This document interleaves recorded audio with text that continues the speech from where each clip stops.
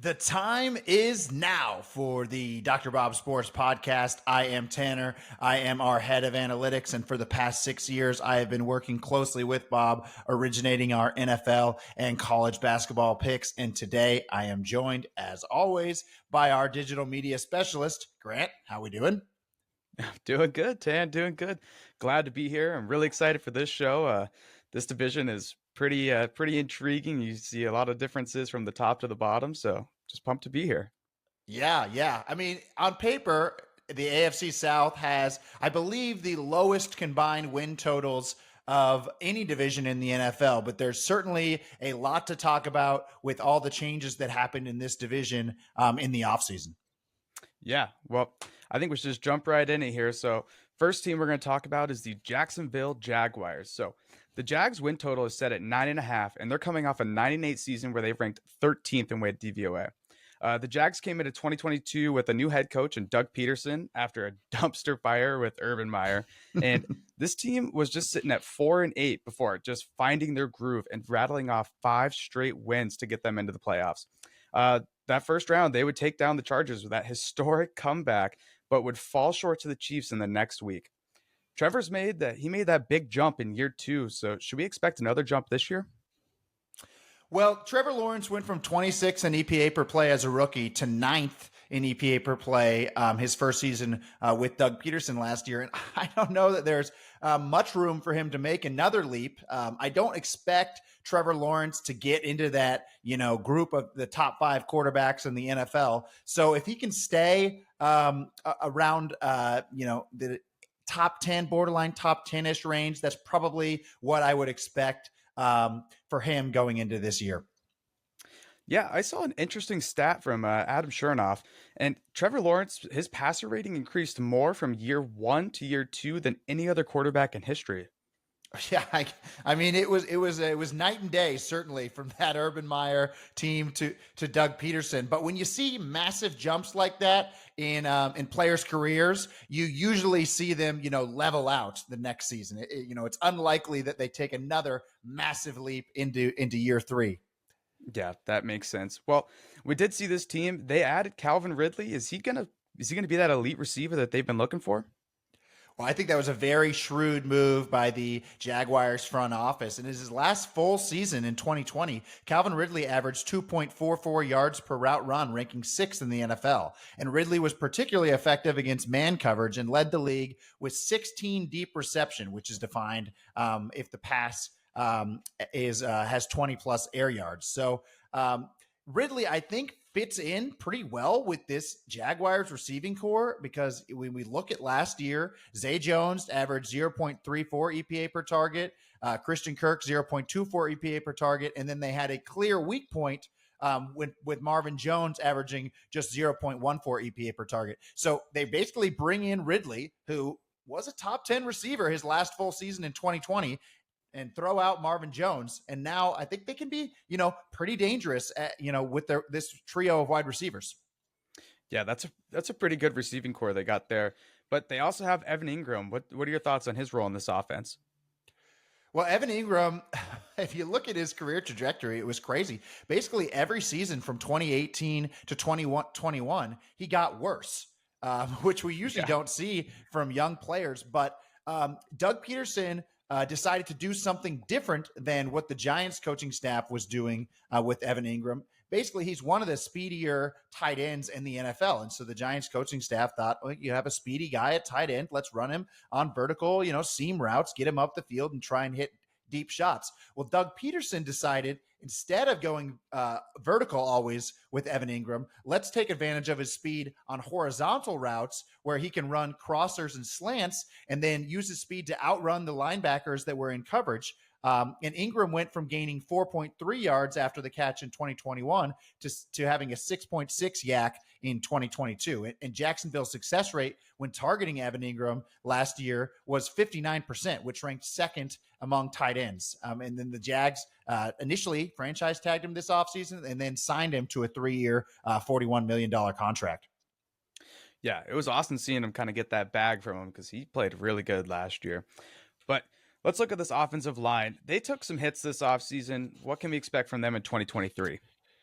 Yeah, well, we talked about we kind of like this Jaguars receiving core, and then well, why wouldn't Trevor Lawrence make an improvement if his receivers are getting better? Well, this is why the offensive line is taking a step back. So both tackles, Juwan Taylor and Cam Robinson, last year ranked above average in PFF pass blocking grade, and now neither of them are going to be starting the season for the Jaguars. Taylor moves on to the Chiefs, and Robinson has been suspended for 4 games for violating the league's PED policy. So this leaves for the first month of the season, the Jaguars will be starting a late first-round rookie, Anton Harrison, and Walker Little, who surrendered a 10% pressure rate last year.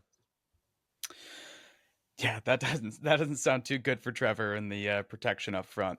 But let's take a look at this defense. So this team made some position changes in the middle of last year in their secondary. Do you want to dive into those moves and how they worked?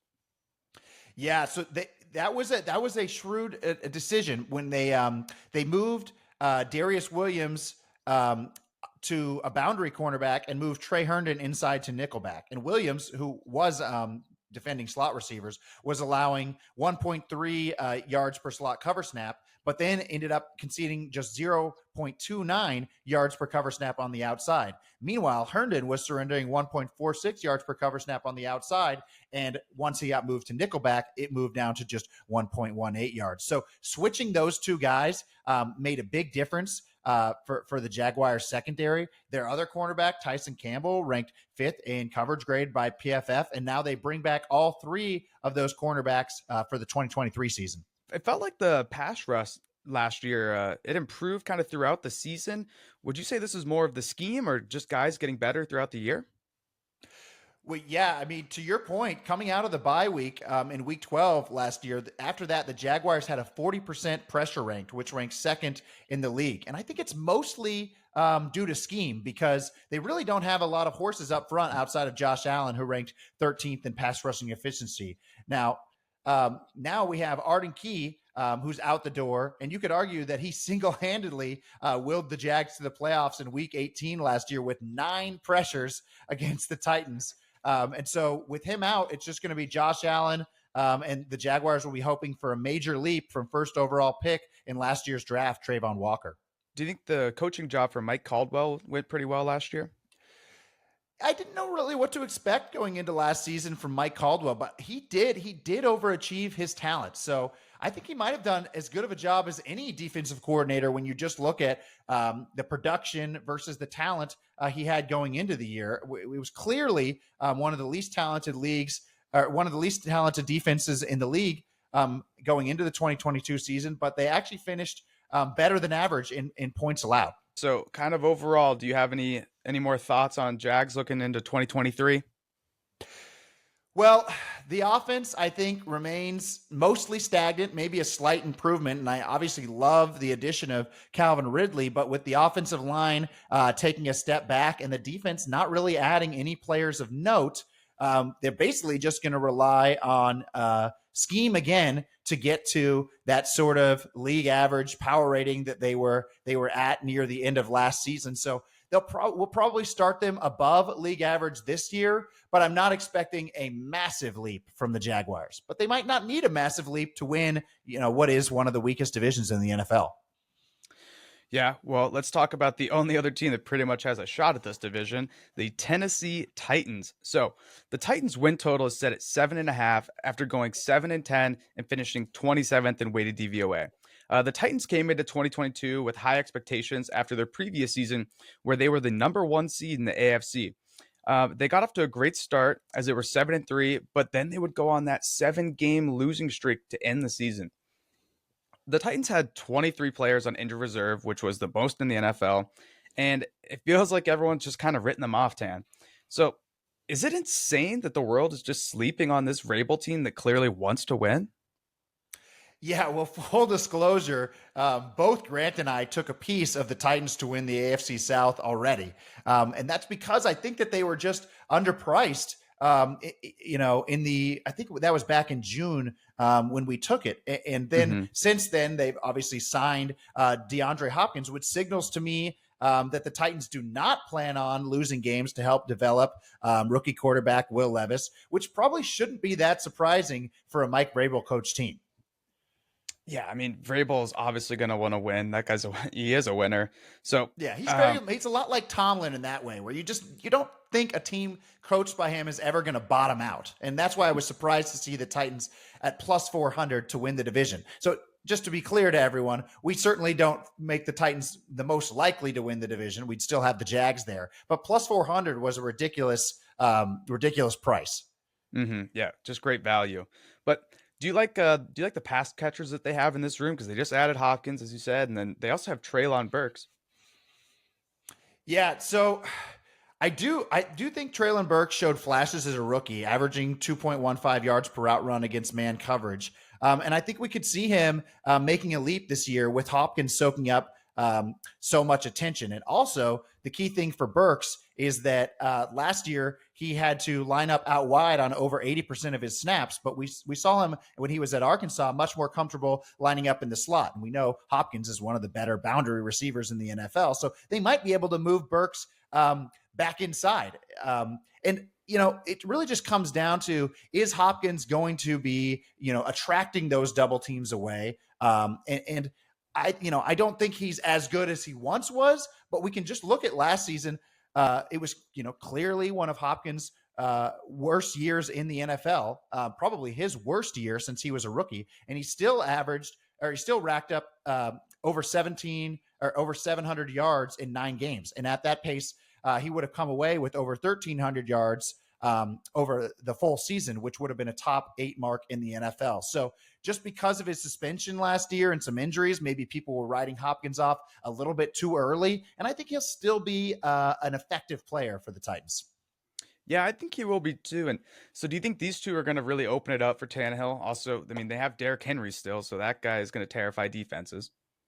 Yeah, so Tannehill has benefited from opposing coordinators being scared of Derrick Henry. So since he got to Tennessee, Tannehill ranks 5th in EPA per play since 2019, which is above Josh Allen, Dak Prescott, Joe Burrow, and Tom Brady. So that just goes to show, I think Tannehill has been way more efficient than the average fan would give him credit for. And after trading AJ Brown last season, and the Titans basically had 0 receiving options above replacement level, Tannehill still ranked above Justin Herbert and Kirk Cousins in EPA per play in 2022. So he's a good player that I think a lot of people don't quite realize. Yeah, that's insane stat. I had no idea about that. But let's look at the people that are going to be protecting Mr. Tannehill. This offensive line is pretty sketchy. What can we expect from them this year? Yeah, I mean, I think sketchy is actually generous. This offensive line could be one of the worst we've seen in quite a while. I think it's fair to say that they're in a tier of their own at the bottom of the league. So we just look at it. You've pulled up the depth chart here. So starting right tackle, Nicholas Petit-Ferrer is suspended for the first 6 games.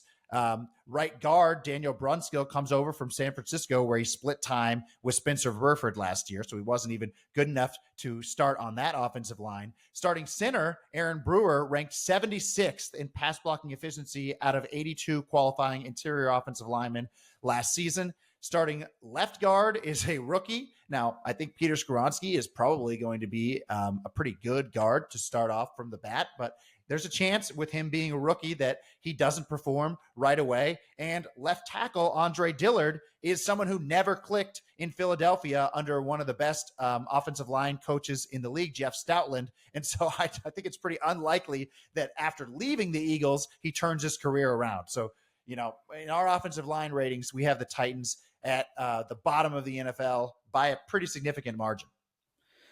That is not what you want to hear as a Titans fan, but it's the big question mark. It's the big question mark is, can Vrabel get this offensive line to just, acceptable? They're not going to be even an average unit this year, but can they just not be bottom of the league by far? And if that's the case, this offense should be all right.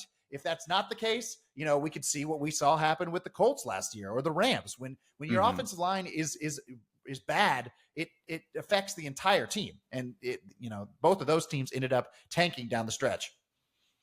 Yeah. Well, let's look at this Vrabel defense. And they're going to be replacing some guys. What are your thoughts on the loss of Bud Dupree? I never really was impressed by Bud Dupree, and they actually bring in Arden Key, who we talked about in that last segment, to replace him. So I think that's a minor upgrade for the Titans up front. Nice. All right. Well, they also brought in, they were replacing David Long. Yeah, so that's a bigger loss. David Long was solid for them at linebacker last year, but they bring in Aziz Al-Shaair, and I think he can mostly make up for the loss of Long. Al-Shaair has been solid for the 49ers, but was just stuck behind two of the best linebackers in the NFL, Fred Warner and Dre Greenlaw. So I think this is, kind of Al-Shaair's time to shine and make a name for himself, becoming a starter for the first time in his career. Yeah, and they're also bringing in Sean Murphy Bunting. What are your thoughts on him? Well, he was in and out of the lineup last season, but he did have the best coverage grade in Tampa Bay's secondary when he was healthy. So I do think that's another good addition for this Titans defense. Yeah, I mean, this defense was stout last year. Is there room for improvement in this year? Well, they had the number one run defense in the NFL last season, which will be hard to repeat. Run defense from year to year isn't as sticky as pass defense is, but there's room for improvement elsewhere. Tennessee was a little undisciplined last year. They averaged 6.5 penalties per game and 56 yards. Penalty yards lost per game, which was second worst in the league. Now, we know that defensive players are getting called penalties at a somewhat random clip. It's just basically whenever the refs decide. So we've actually seen at sometimes the teams that are penalized the most end up doing better. Later, this is from season to season, but we've seen them do better because they're still doing kind of the cheap, holding stuff, but they're just not getting called for it as much. So we typically like our defenses to be aggressive, and if the refs call it, so what? But they might not call it as much on the Titans this season. That's interesting. I've never really thought of it that way. But so when you look at the rest of this defense, is there talent around here that you think is going to improve this year? Overall, do you like it? Well, yeah, they're led by all-pro caliber safety Kevin Byard and interior defender Jeffrey Simmons. I mean, and then they bring in all those guys that we talked about. Danico Autry is also solid on that defensive line. I think the defensive talent for this team is above average, and I think their scheme is one of the best in the NFL. And if you have above average talent with an excellent scheme, that means we can expect you to be a pretty solid defense. So, would you say these Titans are being underrated by the market? Are they right where they should be? Well, that's kind of where we came in when we stepped in. And I still think that they might be a little bit underrated at this point. The market has basically decided currently that the Titans are 3 points worse than average. And we can look at what they were right before Tannehill got hurt last season, because obviously the QB situation was a disaster down the stretch when they were starting Malik Willis and Josh Dobbs. But let's just look at what the market had them the week before Tannehill got hurt. They were a -1, and they were 21st rated in market on offense and 14th on defense. So why are they now all of a sudden a -3? It doesn't seem like they're losing significantly more talent than they're gaining this offseason. I don't think that this team is a -3. I would put them closer to where they were when they lost Tannehill in week 8.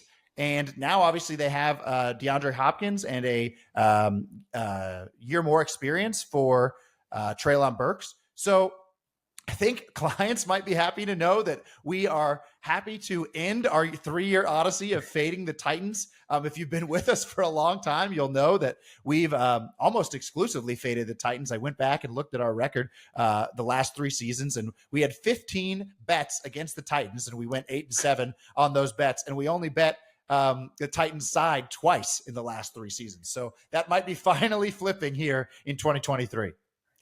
That's funny to hear. Well, let's move on to the Indianapolis Colts. So the Colts win total is set at 6.5 after they went 4-12-1 and finished dead last in weighted DVOA. The Colts started the year 3-5-1 and then went on to fire Frank Reich, and then they moved on to interim coach Jeff Saturday. He would win his first game that he coached, but then would go on that 7 straight game losing streak to end the season. So I mean, this team has just hit the reset button. They just drafted Anthony Richardson, and then they hired new head coach Shane Steichen. Where should we put our expectations here for them? Well, I was trying to go through and kind of look at a historical comparison for what the Colts are doing now, and I kind of came up with what Chicago did in 2017. When they hired Matt Nagy and drafted Mitch Trubisky, who was a raw quarterback with not a lot of college experience. And so the Bears finished that season ranked 28th in EPA per play and 29th in success rate. Now, I think that Shane Steichen is going to be a better coach than Matt Nagy. We saw Steichen get Justin Herbert to 12th in EPA per play when in Herbert's rookie season, and Steichen also got Jalen Hurts to 5th in EPA per play last year. Now, Richardson might be better than Trubisky. He might not be. I mean, it's reasonable to say that Richardson has an extremely high variance range of outcomes. But I think that the Colts, offense will probably settle in right around where that 2017 Bears team was, which was, bottom 5 in the NFL, but, hope for the future. Yeah, I mean, how do you feel about the guys that Richardson has to pass to with Pierce and Pittman? Yeah, they're pretty light at receiver. I mean, it really is just Pierce and Pittman and Mo Alley Cox, and they honestly didn't add much other pieces for Richardson either when it comes to the offensive line. And that offensive line last season only had a 33% pass block win rate, which ranked 31st in the NFL. So you look at the receiving group, you look at the offensive line group, and it's like, is this another Justin Fields situation where he came into the NFL and the Bears didn't have anything around him and they just told him to go make plays and he took a ton of sacks and everyone really didn't know how to evaluate him? We might see something similar.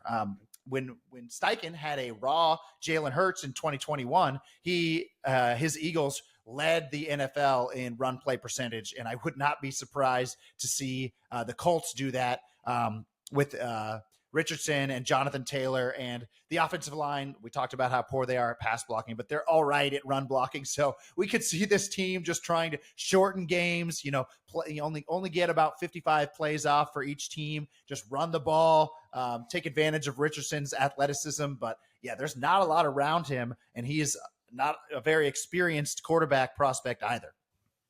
All right, we're jumping in here. We were just recording our NFC South pod, and the news about Jonathan Taylor requesting a trade has came out. He's in a battle with owner Jim Irsay, who does not want to pay him, but Jonathan Taylor is threatening to sit out for an injury. Jim Irsay is threatening to not pay him because he's saying a non-football injury. This is just not a good situation for the Colts. If Jonathan Taylor is traded or does not play, how is this going to impact this team? Yeah, well, backup running back Zach Moss suffered a broken arm in training camp and is expected to miss 6 weeks. So now it's really, if Taylor's gone and Moss is out for the start of the season, it looks like it's going to be Deion Jackson at running back or Evan Hull at running back for the Colts. So we usually don't adjust too much for when these bell cow running backs get injured during the season because it just forces offensive play callers into calling more passes, which is a more optimal way to play offense. And that extra pass rate offsets the difference in skill between the bell cow back and whoever the backup is. And we've seen this throughout the, like, for an example, like the Vikings, when Dalvin Cook has missed time these past few seasons and Alexander Madison comes in, they just end up passing the ball more and the offense doesn't miss a beat. Now, I don't necessarily think that is what's going to happen in this particular situation because Anthony Richardson doesn't have a good receiving core or pass blocking offensive line like we talked about previously in the segment. So the Colts may be stuck running the ball. And Taylor ranks 6th in rushing yards over expected during the past 2 seasons. So I could see the Colts being about a half yard per carry worse without Taylor, which would be worth about 2% in win probability, which is pretty massive when we're dealing with these fine margins in the betting market. All right, thanks for that, Tan. Make sure to check out the NFC South pod that'll be dropped on Friday, and we'll send this back to the Colts. So Let's look at this defense. So this defense lost some pretty good players over the offseason, one of which was Stephon Gilmore. How is this going to impact this team? Well, the defense finished 24th in market last season. And like you said, they lose Stephon Gilmore, who ranked 6th in PFF coverage grade. And they also lose the other starting boundary cornerback, Isaiah Rodgers, who was 10th in successful coverage over expected. He was suspended and then cut. So the Colts now, without Gilmore and Rodgers, might have the two worst boundary cornerbacks in the NFL. Now, at least Kenny Moore is solid in the slot, but it could be an absolute disaster on the outside for the Colts. Yeah, what about a linebacker? They lost Bobby Okereke, and I mean, did they replace him, you think? Well, they didn't sign anyone or draft anyone to replace him, but they did. They will return all pro linebacker Shaquille Leonard, who only took 74 snaps last season. So Okereke I had ranked as kind of a top 20-ish linebacker last year, and we know Shaquille Leonard at his best is a top 5 linebacker. So there's a chance that they improved at linebacker just by getting Leonard back, even though Okereke is out the door. Yeah, well, what do you think we can expect from this D line? The D-line's around average. They're led by those interior defenders. DeForest Buckner last season finished 9th in pass rushing efficiency, and he had 33 run stops alongside Grover Stewart, who had 30 run stops. So both of those marks ranked inside the top 10. On the edge, they add Samson Ebukam, who was solid in the 49ers pass rushing mix last season, but I think it could be a little bit more of a struggle outside of San Francisco, and maybe Kwity Paye is more likely to make a leap. But they certainly need one of those players, Ebukam or Paye, to give them good production, because they can't just count on their entire pass rush coming from DeForest Buckner. Yeah. So when you look at this defense as a whole, what do you think? Where do you think they're going to be at this year in the market and in your? I think ratings? losing those outside cornerbacks in Gus Bradley's predominantly cover 3 scheme has the chance to be a real disaster. And the Colts defense isn't as bad on paper as the Rams and the Cardinals, but they're certainly a below average unit unless they can get, major production from those edge guys that we talked about, which I doubt they're going to do. So, it's a lot of, average players. Shaquille Leonard coming off of injury. Maybe he gets back to great form. We know Buckner's good. But it's just a disaster at outside cornerback. And I think we'll be starting this defense even worse than they finished in market last year. So I would say that they are a bottom 10 unit in the NFL. Oh, you do not like to hear that. But let's move on to the most exciting team. Not actually, but the Houston Texans. Sorry, Texans fans, that was mean. But so the Texans win total is set at 6.5 after they went 3-13-1 and finished 30th in weighted DVOA. Going into the season, the team moved on from Deshaun Watson, and they looked like they were going to go into this full tank job. The team was 1-3-1 before going on that 9-game losing streak. And also, the Texans didn't even win a game at home last season. The Texans moved on from one-year head coach Lovie Smith after he won that meaningless game that would move them back a spot in the draft. What a disaster. That was so mean. But this team has since drafted C.J. Stroud and hired D'Amico Ryans. Where can we set these expectations for them in 2023? Well, with the D'Amico Ryans and CJ Stroud thing, we can just look back a couple of years to a comparison when the previous San Francisco 49ers defensive coordinator got hired. Robert Saleh got hired by the Jets 2 years ago, and they selected a quarterback high in the draft, and then they paired him with a Kyle Shanahan disciple at offensive coordinator. So we're basically just seeing the 2021 Jets situation repeat itself. Now, that 2021 Jets team finished 4-13, and because they just ultimately didn't have the horses. But I think Houston is trying to learn from the mistakes that Saleh made initially, and they're going all in right away. They made an absurd decision to trade next year's first-round pick because they're still, in my opinion, going to be one of the worst teams in the league. But they were, I think, just tired of losing. They've been bad for so long that they trade next year's first-round pick. And they bring in a ton of guys in free agency. They're actually now the third most experienced team in the NFL. Yeah, let's talk about this D'Amico defense. What are you thinking about this secondary?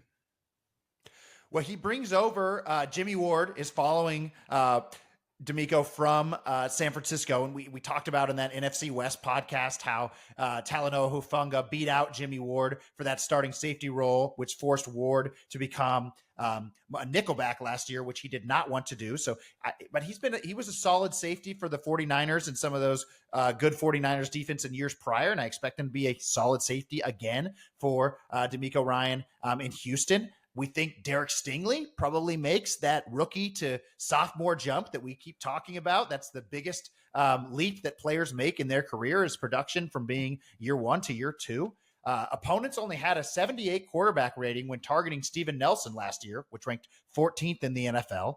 They signed Shaquille Griffin, who was hurt for much of last season, but he finished 23rd in PFF coverage grade in 2021. So I think he's certainly an overqualified rotation guy. And then Desmond King and Tavir Thomas are both solid defending receivers out of the slot. So I'm looking at this lineup right now. You've got the Ourlads page pulled up, and all of a sudden, Houston has one of the deepest secondaries in the league.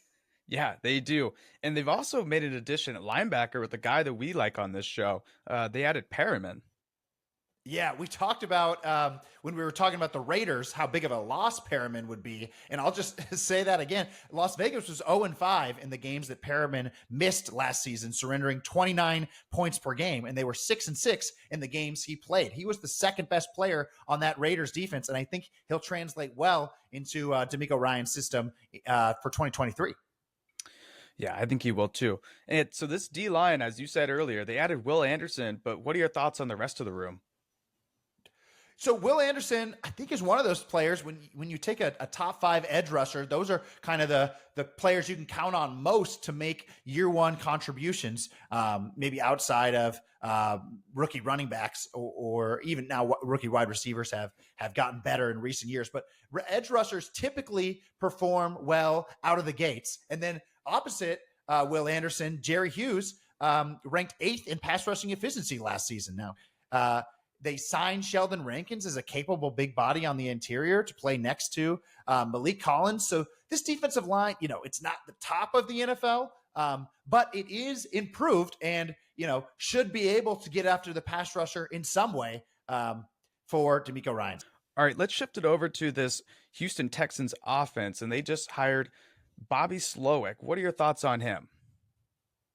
Well, we see these Kyle Shanahan disciples go in different directions, and I think it has something to do with basically the receiving talent on teams. So we know that Shanahan offenses can raise the floor of quarterback play, but it puts some of that onus onto receivers. So we see Mike McDaniel, when he gets hired by the Dolphins last year, and they have Tyreek Hill and Jalen Waddle, they're very successful out of the gates. But going back to that comparison with the 2021 Jets, Mike LaFleur, his brother, was hired as offensive coordinator for that team. And they did not succeed because they didn't have the receiving talent. And I think that the Texans fall more into that category after Brandon Cooks leaves, along with Chris Moore and tight ends Jordan Akins and OJ Howard. Now, they do bring in Bobby Trees, Noah Brown, Dalton Schultz. They've already got Nico Collins, but I don't think that group of receivers is really scaring